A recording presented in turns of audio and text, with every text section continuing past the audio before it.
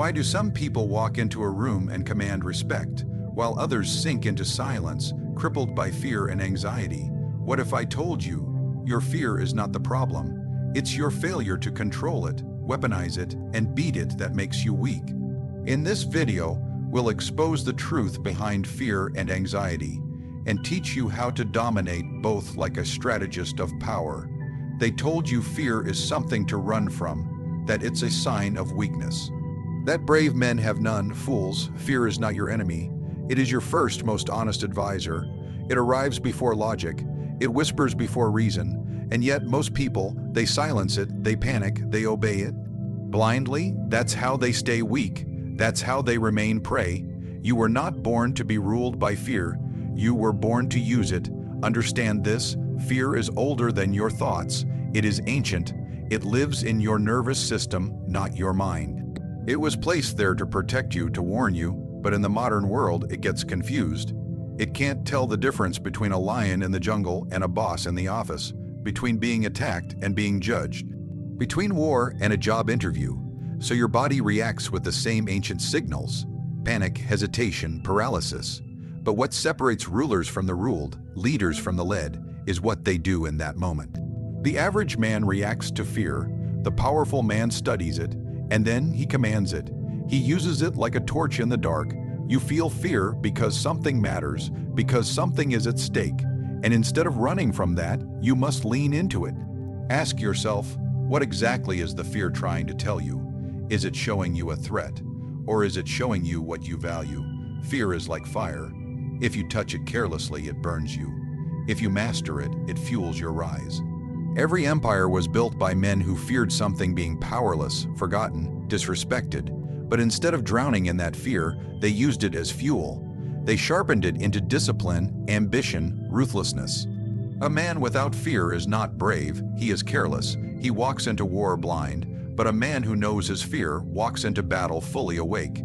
He has studied the terrain, he has calculated the enemy, and because of that, he rarely loses. Machiavelli understood this. To rule effectively, a prince must fear the loss of power. He must fear betrayal. He must fear the love of the people turning to hate. But, and this is the key, he must never show that fear. He must turn it into action, strategy, and foresight. Because fear, left alone, becomes poison. But fear, when controlled, becomes prediction. It allows you to foresee the trap before it's set. It allows you to anticipate disloyalty before it strikes. And more importantly, it keeps you from becoming arrogant, lazy, soft. In your own life, the same rule applies. You're afraid of speaking up because you might be judged. You're afraid of chasing what you want because you might fail.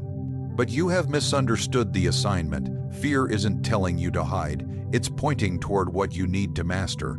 That discomfort you feel, that's the exact place you should aim. That's your battlefield. And if you conquer that, you change the entire trajectory of your life. But let me warn you, fear will never leave you. You will feel it at every level, in power, in wealth, in love, in silence. It's always there. But its presence is not the problem. Your reaction is. You can either bow to it, or use it as a compass. When fear says, don't go there, ask, is this danger or discomfort? If it's just discomfort, go straight toward it. That's where you grow. That's where your rivals stay behind. Most people live as if fear is a wall. They stop when they feel it, and that's why they stay exactly where they are, year after year. But those who rise, those who dominate their world, they learn to run toward the fear. Not away, they use it like a general uses intelligence. They ask, what are my risks? Where are my weaknesses? What do I need to prepare for? That's why they always appear calm. It's not because they don't feel fear. It's because they already shook hands with it in the morning. They already listened to its message, and then they made a plan. So when the moment comes, they are not surprised. They are not paralyzed. They act swiftly, coldly, effectively. You must learn this way. Study your fear. Don't fight it. Learn from it. Don't hide it. Transform it. You are not weak because you feel afraid. You are weak if you let that fear command your choices, shrink your vision, or silence your voice. The man who is feared is not the one who shows no emotion. He is the one who masters his emotions, and then decides what the world is allowed to see. So next time fear visits you, don't run. Don't panic. Sit down with it, ask it questions, then use its information like a strategist preparing for war. Because if you don't learn to use fear, it will learn to use you, and once it does, you're no longer the master of your life. Anxiety does not begin with danger. It begins with imagination. It grows in the minds of those who are clever enough to predict problems, but too afraid to face them. It is not a beast that roars. It is a whisper that never stops. It says, what if this goes wrong? What if they reject you? What if you fail? And because most people have never been taught how to command their mind, they obey the whisper. They mistake it for truth. But anxiety is not truth. It is anticipation without control. And control, as Machiavelli taught, is everything. The anxious man thinks too much and acts too little. He builds prisons out of possibilities. He gets lost in potential futures that haven't even happened, and in doing so, weakens his position in the present. You must understand, anxiety feeds on your hesitation. It multiplies inside inaction. It grows fangs the longer you sit still. It becomes your master the longer you negotiate with it. You want to kill anxiety, don't talk to it. Don't wrestle with it. Don't wait for the right moment to feel calm. That moment will never come. The only antidote to anxiety is movement, ruthless action, cold, deliberate decisions. Machiavelli said that it is better to act and fail than to do nothing and wait for fate. Because fate favors the bold, not the frozen. And anxiety, at its root, is a refusal to act. It's the illusion of control without the responsibility of decision. That's why it's attractive to the weak. But you, if you wish to be powerful, you cannot afford it. Ask yourself this: when has overthinking ever made you stronger? When has hesitation ever built you a legacy? When has sitting in fear made your enemies disappear? It never has. The great rulers of history were not without fear, but they learned to crush anxiety by committing to action before the mind could sabotage them. The body moves, the heart races, but the decision is made. That is where real strength lives, not in the absence of emotion, but in the supremacy of decision. The anxious man wants guarantees. He wants certainty, but power does not belong to those who wait for certainty. It belongs to those who are willing to act without it. In politics, in war, in life, there is no perfect timing. There is only now and what you choose to do with it. And the truth is this: every time you delay action, you train your mind to believe that fear is in charge. That hesitation is justified. That discomfort means danger. And soon, your mind stops trusting you. That is how anxiety wins. You must break that loop. You must condition your nervous system to follow your commands, not your fears. The next time anxiety strikes, do something, anything, speak, move, decide. The action doesn't need to be perfect. It only needs to remind your brain who's in charge, because the moment you move, you break the spell. You interrupt the pattern. You remind your mind that you are not here to obey invisible threats. You are here to dominate visible results. Anxious people ask too many questions. What if this doesn't work? What if they don't like me? What if I'm not ready? Machiavelli would tell you, stop asking permission to act. Power does not apologize for its presence. It forces the world to adapt to it. And if you want to build a life free from mental slavery, you must become aggressive with your choices. Not reckless, but bold, not chaotic, but unshakable. You must learn to act before the fear grows teeth. There is one rule and one rule only for killing anxiety. Never give it more time than it deserves. When you feel it rise, act fast, move toward what you fear, make the call, end the conversation, step into the unknown, because the longer you wait, the louder anxiety gets. And soon, it will convince you that the future is too dangerous, the world too hostile, and you too fragile. That is how it wins, but the truth is, you are not fragile. You are just untrained.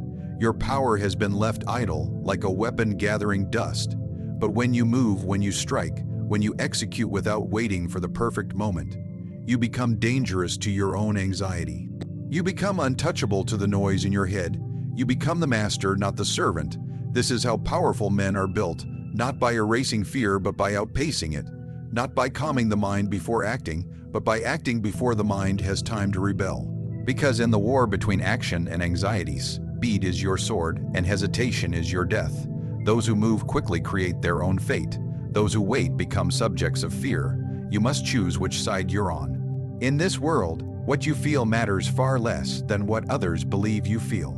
You could be drowning in fear, trembling with doubt, uncertain of everything. But if your face remains unreadable, if your voice remains steady, if your posture commands space, the world will respond to you with respect. Perception is power, and those who master appearances control the reactions of others, even if they can't yet control their own emotions. That is a law of power, and one that Machiavelli understood with terrifying clarity. He knew men are not moved by truth. They are moved by the illusion of strength, of certainty, of control. The prince may be weak behind closed doors, but in public, he must wear a face of cold conviction. He may hesitate in private, but in the eyes of the people, he must appear relentless, composed, decisive, because perception shapes behavior. If you appear weak, others begin to treat you as weak. If you appear fearless, they begin to hesitate. And if you can make others hesitate, you win. Do not wait until you feel confident to project confidence. Confidence is not a reward for inner peace. It is a performance, a strategic armor. And every time you wear it, the world gives you more room to move. The world bends just slightly around those who look like they belong, around those who do not flinch, around those who stare back instead of looking down. You must learn this art. You must play this game with precision. You see, anxiety has a face, doubt has a posture, insecurity has a tone. The moment you let them show, you hand your power to the people watching. In business, in war, in relationships, power leaks the second you reveal internal weakness. That is not cruelty. That is reality. Human beings are predators of social power. They sniff out weakness not to help, but to rank, to dominate, to exclude. You want to rise, then seal the cracks in your expression. Rehearse the face you want the world to believe. Most people think perception is manipulation, but that's because they've never needed to survive by controlling their presence. Perception is not lying. It is leadership. It is clarity. It is control over your own narrative. And if you do not write that narrative, others will write it for you. They will define you by your anxiety, your hesitation, your self-doubt. And once that happens, no matter what you truly are inside, you will be seen through the lens of weakness. Think of the powerful people you've met or watched closely. Were they always right? No. Were they always calm inside? Unlikely, but they carried themselves like the outcome didn't shake them. They held their voice steady. They didn't fill silence with explanations. They didn't fidget. They didn't qualify every statement with maybe or I think. They knew that the world doesn't respond to feelings.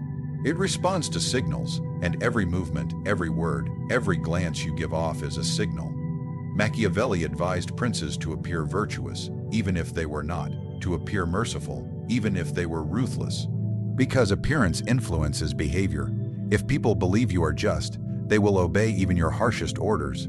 If people believe you are confident, they will follow you even if you're uncertain. This is not deception. This is power psychology. You do not fake who you are. You reveal the version of yourself that commands the most control.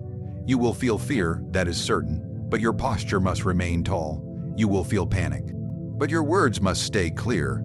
You will feel like hiding, but your presence must expand. Because once the world sees you as someone who can't be shaken, it will start to shape itself around you. You will walk into rooms differently. You will speak and silence will follow. You will command without having to demand. If you want to be treated like a king, stop walking like a servant. If you want respect, stop projecting need. If you want power, stop dressing in doubt. People are watching you. Their brains are judging without permission. Within seconds, they decide what role you play. Leader, follower, threat, irrelevant. That decision happens before you say a word. And it is nearly impossible to reverse. This is not unfair. This is nature. This is strategy. This is the game of human perception. Every time you speak, speak as if your words carry weight. Every time you walk, Walk as if you expect space to be made. Every time you look at someone, do it as if you are assessing their value, not begging for validation. Because when you act like your voice matters, people start to listen. When you move with self-command, people start to question their own. And when you become the one others cannot read easily, you gain the upper hand, control the image, control the room, control the way people feel in your presence, because perception, once mastered, becomes your silent enforcer. And in the end, people will not remember what you feared. They will remember only what you projected. The real war is never outside. It is not in the streets. It is not in the courtroom. It is not in the office. The real war begins and ends in your own mind, and like every battlefield, it has rules. If you don't control this territory, someone else will. If you don't seize it with strategy and force, it will be overrun by weakness, by noise, by the voices of lesser men. That is why the mind must not be treated like a garden. It must be run like a fortress. You were born into a world where your attention is currency, your focus is attacked, and your emotions are commodities. Every moment, something tries to claim a piece of your mind. Advertisements scream for it. People beg for your reaction. Doubt creeps in and tries to occupy it. If you allow that invasion, you lose sovereignty over your own life. A ruler who cannot defend his walls loses his kingdom. The same law applies to you. You cannot master anything until you master your mind. And mastery does not begin with peace, it begins with power. You must train your mind like a soldier. You must give it orders. You must demand discipline from it. If it wanders, you pull it back. If it doubts, you override it. If it resists, you push harder. This is not self-help. This is war. Your thoughts are either weapons or they are liabilities. And only one of those will serve you in battle. Most people wake up and allow their minds to be shaped by whatever they see first. Notifications, drama, opinions, headlines. They let the world decide how they feel. They let the outer chaos become inner chaos. That is how the enemy wins, without even needing to attack. A man who cannot command his own attention will never command anything else. A man who cannot sit still with his own thoughts will never sit at the table of power. Machiavelli knew that rulers must cultivate an inner world immune to distraction. They must develop a private mind, hidden even from their closest advisors. They must build it like a vault, impenetrable, guarded, unshakable. Because a strong mind can endure loss, betrayal, isolation, and still remain intact. It can walk through chaos and not flinch. It can hear insults and not bleed. It can feel fear and still execute. That is the mind of a strategist. That is the mind of a ruler. You must take back control. Start by observing your thoughts like a commander observes his troops. Which ones obey, which ones rebel, which ones sabotage the mission. You will quickly see that your worst enemy has never been a person.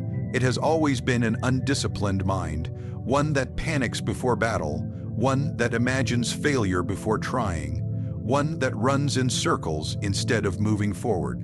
You must root that out with force. You must install rituals. You must remove noise. You must be brutal with what enters your mental space. If a thought weakens you, remove it. If a person drains you, distance yourself. If a pattern repeats failure, destroy it. This is not cruelty. It is clarity. And clarity is a luxury only the powerful can afford. Most people live in a fog of indecision, overthinking, emotional chaos. You will not be one of them. You will walk with direction because you command your own mind. Powerful men do not react, they respond, they pause, assess, and then move with precision. That requires internal silence. That requires mental space. That requires a mind free from emotional noise. And that silence, that space, that power, it is built, not gifted. You train for it, you earn it, you enforce it every day. What you allow into your mind becomes your future. If you feed it fear, you will live in hesitation. If you feed it blame, you will live in excuses. But if you feed it vision, structure, focus, you will begin to dominate. First your emotions, then your time, then your results, and eventually your entire environment. Because a man who controls his mind can walk into any room and bend it, not through noise, but through presence, not through force, but through intention. They will wonder how you stay calm under pressure, how you remain clear when others lose control, how you endure setbacks without collapsing. But they will never understand that the war was already won, long before the challenge appeared. It was won in silence, when you chose to train your mind instead of feeding your fears, when you chose to structure your thoughts instead of drowning in them, when you chose to become a fortress instead of a doorway. No one will hand you this power, no one will give you peace. The world profits from your mental chaos, but you, if you are ruthless enough, can shut that chaos out. You can take the high ground, you can make your mind a weapon. And once that happens, no matter where you go, no matter what happens, you are never truly under threat, because the world outside can burn, but the world inside is under your rule. You were never meant to live at the mercy of fear. You were never built to tremble under anxiety. You were designed for conquest, first over yourself, then over the world. But that conquest begins not in grand speeches or sudden courage. It begins in quiet decisions. Ruthless ones, decisions to no longer bow to fear, but to interrogate it, to no longer spiral in anxiety, but to crush it with movement, to no longer wear your inner chaos, but to dress yourself in power, to no longer let your mind wander like a servant, but to rule it like a king. Most people spend their entire lives imprisoned by emotions they never learned to command.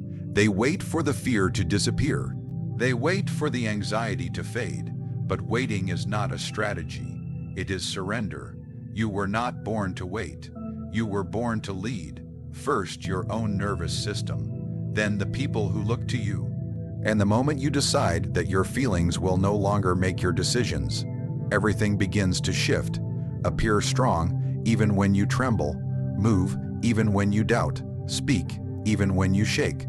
Because the world only obeys those who act like they deserve control. You do not need permission to become powerful. You only need to take back your mind, and when you do, fear will stop ruling you. Anxiety will stop speaking over you. And the world around you slowly, inevitably, will begin to obey the man who no longer flinches, because in the end, power doesn't go to the fearless, it goes to those who fear and move anyway.